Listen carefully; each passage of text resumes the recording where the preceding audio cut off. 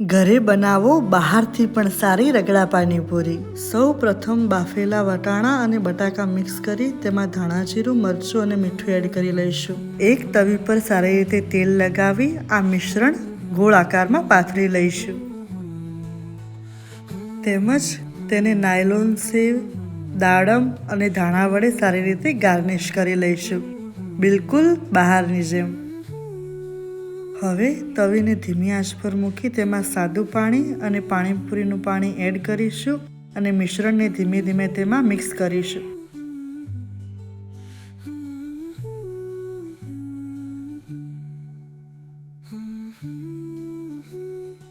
તૈયાર રગડાને ધાણા વડે ગાર્નિશ કરીશું। તૈયાર છે આપણી રગડા પાણીપુરી।